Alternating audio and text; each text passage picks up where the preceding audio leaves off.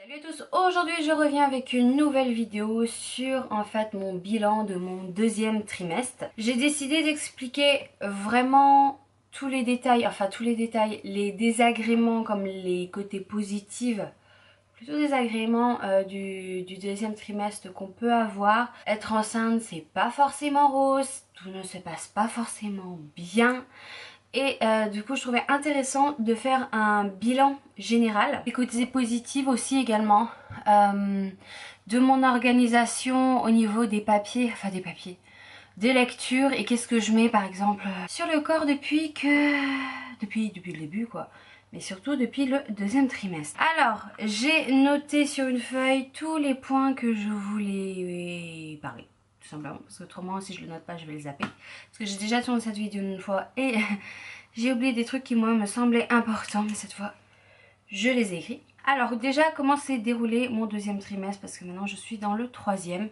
Il faut savoir que si vous vous souvenez bien par rapport à mon premier trimestre, je vous disais que j'étais déjà fatiguée. J'ai une fatigue qui s'accumule de plus en plus au cours des mois, au cours des semaines qui passent. Et ça c'est dû tout simplement au manque de fer que j'ai que j'ai pas quoi, tout simplement dans le sang. Donc du coup j'ai des médicaments que je dois aller chercher tout à l'heure. Je suis pas du tout en manque grave en fait, je suis pas du tout en anémie ni ce chose là. Mais bébé pompe énormément et je suis à la limite. Donc comme je mange très peu de viande rouge, car j'adore ça, mais la viande c'est pas quelque chose qui... Waouh. Quoi. C'est pas quelque chose qui moi m'attire beaucoup. Et donc voilà quoi, donc forcément c'est pas terrible de pas... Je mange pas assez de ce qu'il faudrait normalement. En parlant d'alimentation, c'est quelque chose qui au cours de mon deuxième trimestre c'est malheureusement pas avéré des plus faciles pour moi, tout simplement parce que j'étais malade. Dès que je pouvais manger un petit peu trop, j'étais malade, pas dans le sens vomir ni quoi que ce soit, parce que niveau nausée j'en ai vraiment pas. Je vais pas dire que j'ai eu la nausée comme quand on a une gastro, vous voyez, la nausée que certaines personnes ont, moi je l'ai pas connue. Et j'ai des nausées, ça passe, mais ça c'est supportable. Non, moi j'ai été malade plutôt par le bas. Ouais. Ce qui s'est passé à la première partie de mon deuxième trimestre, c'est que j'avais des périodes de constipation toutes les semaines. Et derrière, j'avais des périodes forcément du coup dites de diarrhée, ce qui était très très sympa, mais avec des douleurs à en pleurer. Souvent ça se passait la nuit en plus, donc c'était génial. Ce qui fait qu'à la fin, j'en avais marre, je n'osais plus manger. Et j'ai perdu le goût de manger en fait, par rapport au deuxième trimestre, au premier trimestre où je mangeais beaucoup de trucs sucrés, salés, je mélangeais tout. Là, depuis le début de mon deuxième, c'est quelque chose de très compliqué, ce qui a amené au cours de mon deuxième trimestre, entre moi et bébé, on a pris 4,5 kg, donc les deux tout mélangés. Ce qui pour la gynéco trouve que c'est très bien, par rapport en tout et pour tout, j'ai pris 7,5 kg pour l'instant. Ça paraît pas énorme, mais moi par rapport au début du premier trimestre, ou au contraire j'ai pris d'un coup, en peu de temps, là je prends pas réellement moi du poids quoi, bah, vous comprenez. Et du coup c'est sûr, oui, l'alimentation c'est quelque chose qui moi me bloque énormément. Je peux pas être capable de manger, on va dire, je vous dis ça, mais manger on va dire équilibré, une viande avec des féculents, des légumes, avec finir avec un laitage et tout ça. Je peux pas. Souvent je vais manger un peu de féculents et c'est terminé, je pourrai plus rien avaler parce que je sais par contre que si je me force, je vais être malade là, je vais vomir. Donc du coup ce qui est très compliqué, la viande ça passe quasiment pas. Donc c'est pas forcément très évident ce côté là. Et depuis quelques temps je commence à m'en vouloir parce que je me dis bébé n'a pas forcément ce qu'il faut. Alors que jusque là, je vais ouvrir, il fait trop chaud. De l'air s'il vous plaît. Alors que jusque là je pensais que... Enfin ça m'inquiétait pas plus que ça. La gynéco ça n'inquiète pas du tout, mais je pense que c'est moi qui prends un peu le relais en me disant mais je commence un petit peu à paniquer parce que j'ai l'impression que si moi déjà je suis en manque, bah bébé puise dans mes réserves. Enfin, dans le fer c'est lui qui puise le plus. Et voilà, eh ben non, je suis obligée de faire. Ensuite, je vais faire par comment j'ai ça, j'ai du coup la fatigue, ça amène du coup à ne pas, quand on ne mange pas assez correctement et qu'on est en manque de fer, tout ça, ça m'apporte énormément de fatigue. Mais quand je vous dis énormément de fatigue, là aujourd'hui vous me voyez maquillée, on dirait que je vais à peu près bien machin, mais je suis au bout, je n'en peux plus, je suis extrêmement fatiguée. Je fais une activité dans la maison, par exemple j'ai passé la spi ce matin, oui c'est ce matin, j'ai pris toute mon énergie. Clairement là ce serait moi, je partirais au lit, mais je lutte pour pas dormir non plus énormément la journée, parce que quand je le fais après la nuit qui arrive, je mets du temps à m'endormir ou je dors pas du tout, donc j'ai des insomnies, donc c'est pas top quoi, les insomnies, c'est pas le truc que je préfère. Une chose aussi hyper sympathique que j'ai remarqué dans mon cours de mon deuxième trimestre, c'est la cellulite, quelque chose que je n'avais pas du tout. J'ai commencé à en avoir. Mais alors par contre c'est très localisé et par contre ça n'a pas empiré. Ça va même un peu mieux, ça s'est un peu lissé là depuis quelques temps. C'est juste au niveau du haut des cuisses et des fesses. Ça c'est très chouette. Surtout quand on veut se mettre en maillot là. T'as les adorables capitaux qui font « Eh là où je suis là !» Et franchement c'est pas terrible. Mais ça j'ai lu sur un article, à vérifier est-ce que c'est vrai ou pas, à vous de me confirmer, à vous de vérifier ou pas, parce que moi j'ai oublié d'en parler à ma gynéco, que quand c'est pour stocker en fait quand on veut donner le sein, enfin quand on veut, pour l'allaitement. Donc moi j'en ai juste là. Il y en a ils vont dire mais t'as que dalle, franchement ça paraît tellement futile, mais moi j'en avais pas du tout. Donc forcément même moi qui en ai un peu, il y en a ils vivent avec ça au quotidien tout le temps, mais moi j'en avais pas du tout. Donc forcément l'image de mon corps n'est pas dramatique, c'est pas quelque chose qui me dit oh mon dieu, quelle horreur, mon corps change, ça me déprime, pas du tout de ce côté-là. J'assume pleinement qui je suis et comment je suis quoi en fait. Donc voilà déjà par rapport à la cellulite. Au niveau de mes vergitures, j'en ai un peu, parce que j'en ai toujours eu, ça par contre, c'est quelque chose que j'avais par contre. J'en ai eu un petit peu plus, mais pas du tout au niveau du ventre, ça va être surtout au niveau des cuisses.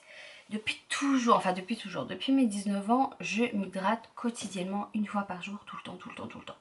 Ce qui fait déjà que ma peau est beaucoup plus souple que quelqu'un qui ne s'hydrate pas du tout. En plus de ça, j'utilise des crèmes spécifiques à ça tous les jours. Donc j'ai utilisé au cours de mon premier trimestre une crème que je vous mets le nom juste ici parce que j'ai oublié c'était quoi le nom et il n'y a pas moyen, mon cerveau il bloque, il voit le truc et tout. J'ai une crème pour les mains de cette marque là qui est géniale, mais je bloque. Niveau par contre cette huile que j'ai testée, la première, j'ai pas trouvé bluffante, j'ai pas trouvé en fait, j'ai pas ressenti l'impression qu'elle était efficace. Ensuite je me suis allée à Biocop et j'ai pris celle-ci de Saint-Hilaire, rose musquée, qui est juste comme ça, il m'en reste un petit peu.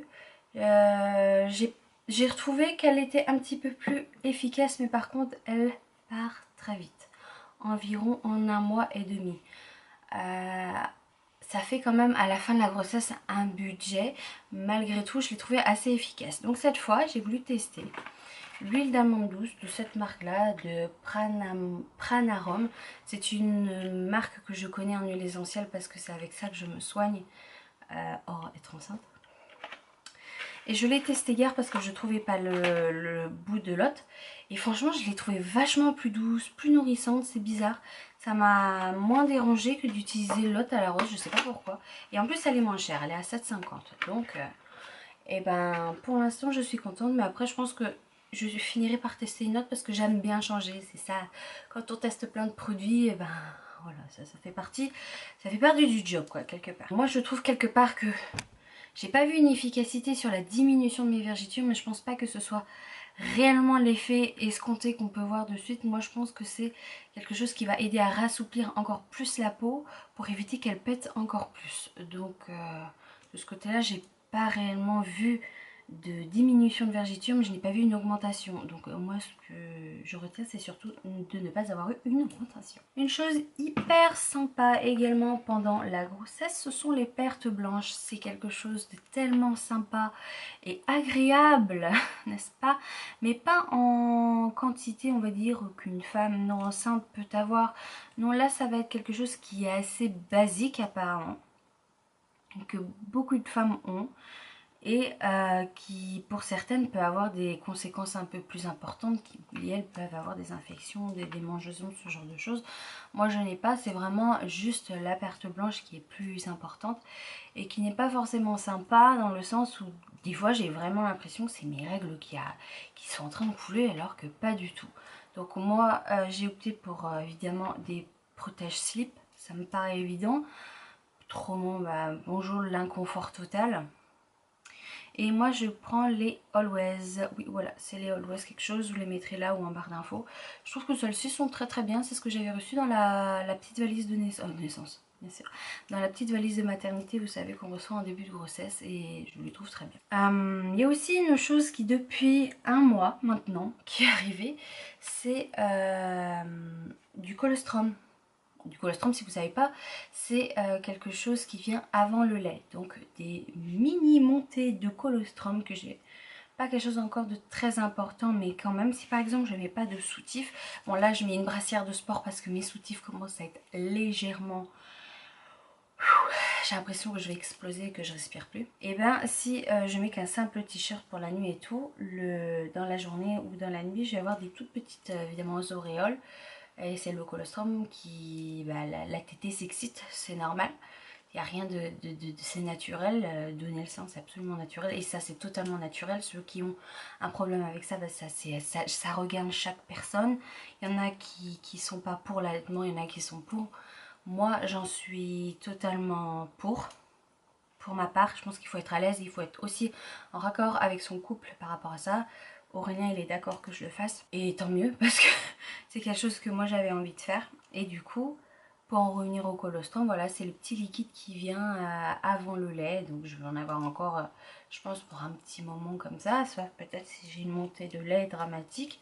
Donc je pense que je vais pas tarder à investir dans des petits coussins, vous savez, des petits cotons, pour que ce soit un petit peu plus confortable. Une chose aussi du coup qui moi m'a beaucoup surprise au cours de ce deuxième trimestre, c'est que petit à petit mes cheveux ont perdu de leur bonne forme. Mais je pense que ça peut être aussi lié à la nourriture. La nourriture est liée à beaucoup de choses, autant sur le poids, mais aussi sur les ongles et les cheveux. Mes ongles et mes cheveux sont beaucoup plus fragiles. Là on dirait pas. En plus je fais des coloristes, il va me dire oh, mais bon, mais attendez, moi je laisse pas agir autant que ça. Dans 2 shampoings il n'y a vraiment plus rien, puis je mets bien de l'après-shampoing et tout avec. Le coiffeur m'a très bien dit qu'il n'y avait pas de souci. En fait, dans le sens où je dis que mes cheveux ne sont pas en temps de grande forme, c'est qu'ils sont... ils étaient un peu ternes, voire très ternes, là ils sont brillants.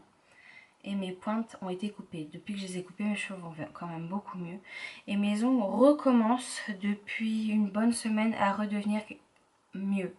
Parce que je recommence à avoir les ongles très cassants, avec un dédoublement, les peaux très desséchées, et là ça commence à revenir, on va dire à la normale. Et ouais, pendant plus d'un mois et demi ça n'a pas été évident, et là je les ongles et cheveux ça va beaucoup mieux, mais c'est quelque chose que j'ai remarqué, peut-être à une chute d'hormones, je ne sais pas ce qui s'est passé, mais c'est arrivé. En parlant des hormones, il faut savoir que moi au niveau de mon comportement ça n'a pas trop bougé, jusque là ça n'avait pas trop bougé. Sauf depuis quelques temps où je commence à avoir une montée d'hormones, je sais pas, enfin c'est pas forcément quelque chose d'hyper agréable, où t'as envie de péter les plombs des fois pour pas grand chose. Je vais pas dire que j'ai fait des grosses colères, pas du tout, je suis pas vraiment très chiante par rapport à ça. Mais il y a aussi la solitude qui fait le tout. Là il y a des copains qui viennent, donc ça va, merci mon Dieu. Et je vois un peu de famille qui sont venus aussi, donc merci mon Dieu, parce que là honnêtement ça va pas être évident. Là il me reste encore 3 semaines avant le commencement à la préparation à l'accouchement, donc pendant les 3 prochaines semaines, croyez-moi ça va être très très long pour moi, parce que je ne bouge plus et je reste tout le temps enfermée en fait. Et c'est vrai que c'est pas forcément évident de je peux plus faire autant de choses qu'avant. Déjà j'ai plus du tout le droit parce que j'ai beaucoup trop de contractions pour ça. Pas encore des contractions dramatiques, mais je suis obligée de me mettre un peu en repos forcé. Donc heureusement que la chambre de bébé est quasiment terminée. Maintenant il reste que la déco, des petites choses à faire. Donc ça je le ferai avec Aurélien, on le fera à deux. Je trouve que c'est hyper important de le faire à deux. Je ne fais rien sans lui sauf ranger les vêtements. Mais autrement, pardon. Mais autrement, ça de ce côté-là, on fait toujours tout à deux. Ce qui m'amène souvent, du coup, si je bouge trop, cumulé à la fatigue, c'est avoir des vertiges, plus la chaleur, parce que croyez-moi que chez moi, il n'y a pas du tout d'air. Les feuilles de mes arbres, j'ai 4 arbres chez moi, dans mon jardin, et j'ai une forêt juste en face, en fait, là je la vois. Il n'y a pas, ça bouge pas, c'est hyper plat. Alors que là, la famille elle est remontée, ils habitent à Brest, ils me disent, purée, il y a de l'air et il fait moins chaud. J'aimerais tant que ça arrive ici, mais pas du tout. Je peux pas aller à la plage parce que le soleil, je peux pas. Je fais des malaises très régulièrement. Hier encore, j'en ai fait un. C'était pas quelque chose d'hyper agréable, croyez-moi. Plus la fatigue cumulée, c'est vraiment pas évident. Donc je vais essayer de voir pour une toute petite pâte au jour à la con jusqu'à l'année prochaine, jusqu'à qu'on investisse dans une piscine l'année prochaine réellement. Histoire de me rafraîchir à l'ombre parce que croyez-moi, je meurs avec la chaleur. Ça fatigue 3 fois plus, ça énerve 3 fois plus, bref. Je ne fais que parler du négatif depuis tout à l'heure, depuis vraiment je fais que ça. Mais le côté positif de tout ça, c'est que donner la vie, c'est pas rien. Il faut savoir que moi, bébé bouge énormément dans mon ventre et ça, c'est quelque chose que j'apprécie, même si des fois ça fait mal. J'aime quand il bouge parce que ça fait dire qu'il est en bonne santé, tout va bien, son cœur va bien au dernier examen, le col, tout va bien et c'est ça qui, moi, me dit, malgré les petits trucs qui peuvent être un peu chiants, c'est pas la fin du monde parce que quand je compare certaines femmes où c'est totalement l'horreur, où la grossesse ça se passe vraiment pas bien, où elles vomissent tout le temps, etc. etc. Moi comparé à elles, je suis quand même bien chanceuse quoi. Mon corps c'est vraiment bien adapté. J'ai pas non plus de sensation de jambes lourdes parce qu'il fait chaud et j'y pense.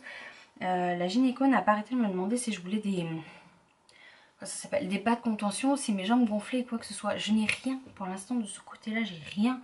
J'ai vraiment une chance de fou parce que surtout avec la chaleur qu'on peut avoir ici, et vu l'accumulation de sang qui est plus important, ça aurait pu être le cas. Comment je fais pour m'organiser pour une grossesse? Parce qu'une grossesse, croyez-moi, ça demande de l'organisation assez important. Moi, je ne fais qu'avec une chose, c'est un agenda de grossesse.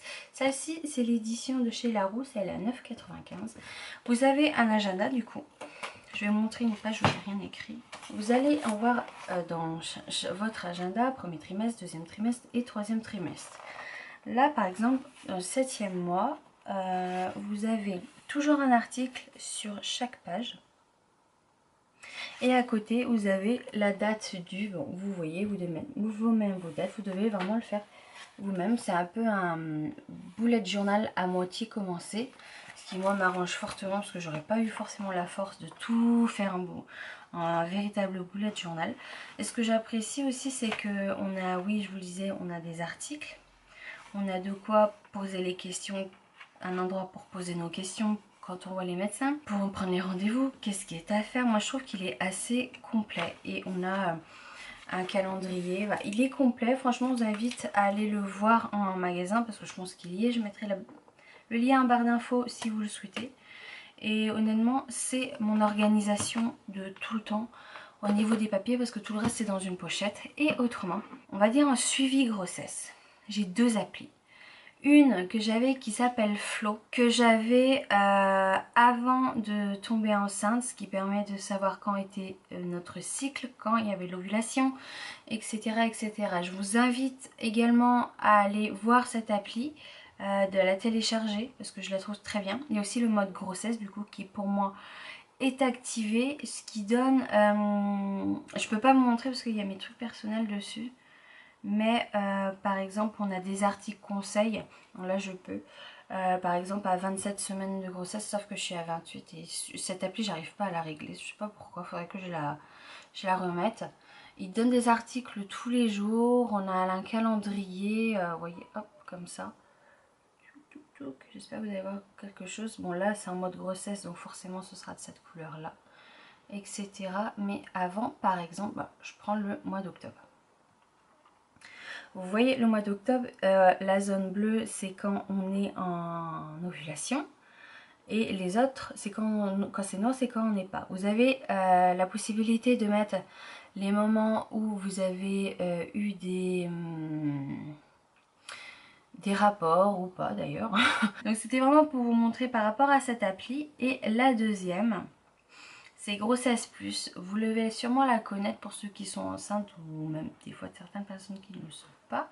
C'est vraiment une appli qui moi je préfère largement parce que vous avez la possibilité de voir votre bébé comme ça vous donne la taille, ça vous donne vraiment beaucoup de choses, toujours des articles, des bons conseils, vous avez une communauté si vous le souhaitez, etc. etc. C'est quelque chose que je vais tous les jours sur les deux applis. Mais celle-ci c'est vraiment spécial grossesse, hein. Si vous n'êtes pas enceinte, ça sert strictement à rien à prendre. Elle ne vous apportera que dalle vu que vous n'êtes pas enceinte. Au niveau de mes informations, où est-ce que je pioche mes informations pour la grossesse, etc. Je n'ai acheté qu'un seul bouquin. C'est celui-ci. Votre bébé de 1 jour à 1 an. De plus, ce livre ne sert pas du tout à la grossesse. Et après, je pioche beaucoup sur internet, je pioche sur des articles de blog, sur des expériences de personnes en vidéo, des expériences de mes copines, etc. autour de moi et de mon expérience professionnelle. Parce que depuis plus de 8 ans maintenant, je m'occupais de nourrissons jusqu'à la préadolescence. J'ai appris beaucoup de choses avec les familles avec lesquelles j'ai travaillé. Donc de tout ça, j'en ai fait un truc pour moi-même en fait. Il est vrai que quand on a été voir une sage-femme pour si on avait des questions, vous savez, on a un rendez-vous sage-femme et elle était très étonnée parce qu'on n'avait pas non plus des millions de questions, voire quasiment pas. Et elle dit on va vous être informé et tout, vous n'avez pas l'air du tout paniqué. Pour l'accouchement, pour l'organisation en règle générale, je suis pas du tout énervée par rapport à ça. Et voilà quoi, tout simplement. Je voulais aussi savoir, il faut savoir aussi qu'on a choisi le prénom du bébé. Donc c'est un prénom que vous saurez bien plus tard. Voilà. Ça a été choisi surtout par Aurélien, c'est lui qui voulait ce prénom. C'est quelque chose qui me plaît.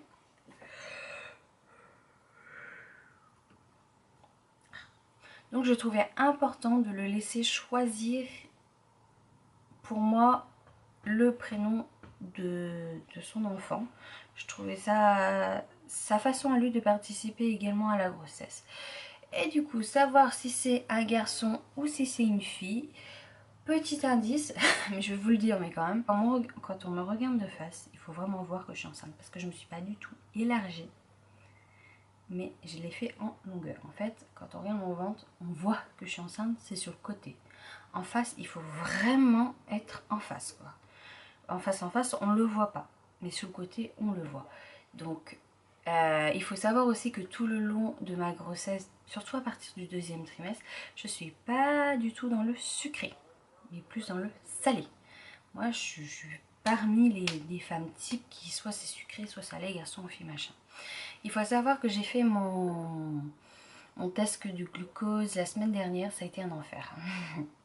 Franchement, j'ai très mal vécu, j'ai et tout. Boire autant de sucre, c'est... Quand je suis pas du tout chocolat, je suis très peu bonbon, je suis pas sucrée du tout. Ce qui m'aide aussi à pas prendre beaucoup de poids forcément. Et du coup, ce qui vous donne une idée sur le fait que ce soit un petit garçon. Et oui, c'est un petit garçon que la cigogne va nous apporter. Ouais, drôle de cigogne quand même. Donc ouais, c'est un petit garçon. Alors, je suis désolée si cette vidéo, je suis assez monotone et tout, mais j'essaie vraiment d'être quelqu'un d'assez pétillant, mais croyez-moi, je fais ce que je peux. Mais je suis tellement fatiguée, et je suis très fatiguée. Et je pense que ça se voit, ça se ressent, je n'arrive pas à parler fort et je peux pas, dans tous les cas. Je pense avoir fait le tour total. Je réfléchis cette fois pour pas la refaire une 3e fois parce que je parle depuis quasiment une demi-heure et je vous avouerai que j'en ai un peu marre. Un room tour de la chambre de mon petit garçon, de notre petit garçon, arrivera plus tard, sûrement en septembre-octobre, parce que là on a fini de peindre, il y a certains meubles qui sont mis, mais il reste encore beaucoup de choses à faire, enfin la déco, machin truc. Et aussi sur, comme je vous disais en vlog, là je vais sûrement faire une vidéo sur les achats de bébés en fait. Comment on s'est organisé pour pas dépenser des millions et des millions, enfin des millions. Et voilà, encore une fois. Pour limiter en fait nos dépenses par rapport à Petit Chou hein, qui arrive, Petit Chouchou qui arrive. Donc voilà, sur ce je vous fais des millions de bisous et je vous dis à la prochaine dans une nouvelle vidéo.